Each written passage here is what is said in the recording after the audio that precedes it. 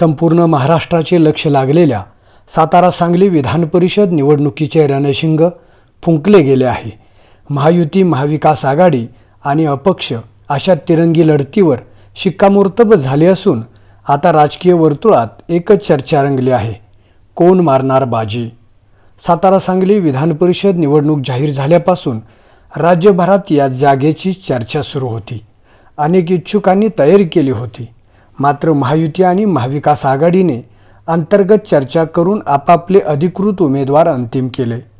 अर्ज माघारी घेण्याच्या शेवटच्या दिवशी अपक्ष उमेदवार तानाजी पाटील, प्रताप उर्फ बाळासाहेब पाटील, मयूर पाटील आणि संजय मेंढे यांनी माघार घेतल्याने लढतीचे चित्र पूर्णपणे स्पष्ट झाले आहे.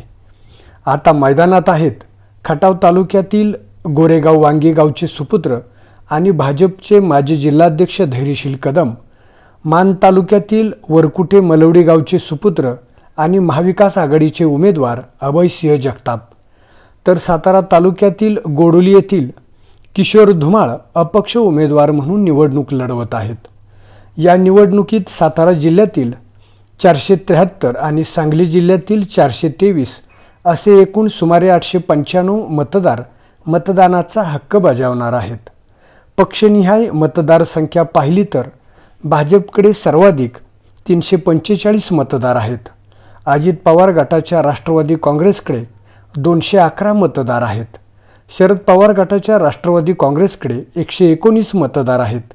शिवसेनेकडे 111 मतदार आहेत. काँग्रेसकडे 75 मतदार आहेत. तर इतर पक्ष आणि अपक्ष मिळून 31 मतदार आहेत.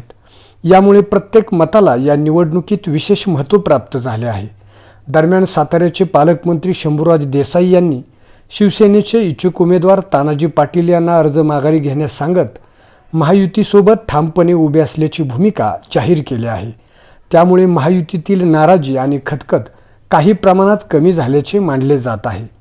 एकीकडे महायुती, दुसरीकडे महाविकास आघाडी आणि तिसरीकडे अपक्ष उमेदवार किशोर धुमाळ यांनी निवडणुकीत रंगत निर्माण केली आहे.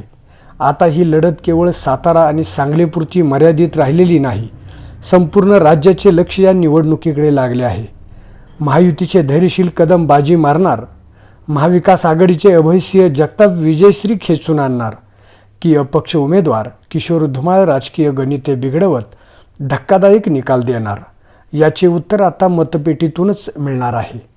आकडेवारी महायुतीच्या बाजूने दिसत असली तरी स्थानिक राजकारणातील समीकरणे, पक्षांतराची शक्यता आणि अपक्ष उमेदवारांचा प्रभाव यामुळे ही निवडणूक अत्यंत चुरशीची ठरणार आहे.